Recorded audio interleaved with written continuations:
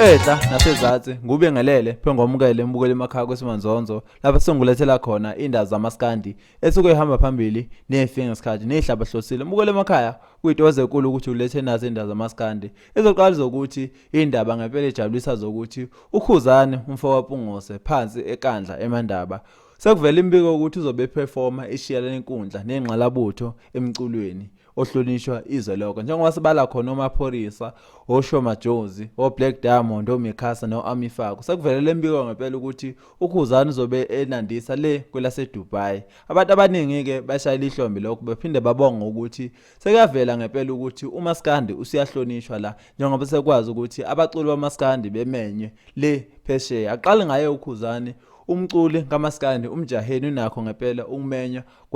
kwelaseDubai simshayela ihlombe ngempela uKhuzani ukuthi ekwazi ukuthi emenywe le okuyidolobha ngempela ehlonishwayo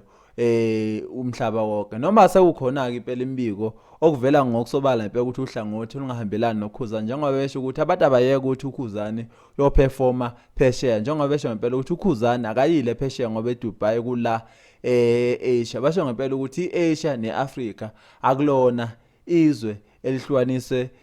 noma yolwandle basho ngempela bathi uhlukanise nje umfudlanyana obuzwa ngokuthi iRed Sea bukele emakhaya kodwa angikho lapho bengizobongela nje uKhuzani ngempela ukuthi ekwazi ukuthi ngempela eyoperforma kwelase Dubai sekukuningi ukuphawula ayihlangana lapha kwi-comment section sizophawula kungempela ngabe nawe uyambongela uKhuzani noma nawe kule team noma elwa noKhuzani ethi angasho ukuthi phesheya kodwa kuthiwe kula eAsia kuwela nje umfula then usofikile mbukele emakhaya zokuphathela futhi ezinye indaba ehlabahlosile till next time siyabonga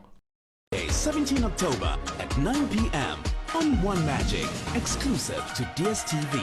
The official launch of South Africa at Expo 2020 Dubai showcases to the world our uniqueness through culture, talent and innovation. Experience this once-in-a-lifetime event taking place in Dubai, hosted by Nomzamo Mbata, with performances by DJ Mapholisa and Daddy Wonga, Mikhasa, Dr. Notembi, Mzansi Youth Choir, Ambi Faku, Kuni de Villiers, the Drakensberg Boys Choir, Black Diamond, Khuzani, and Shoma Jozi. One night with Mzansi on Sunday, 17 October at 9 p.m. on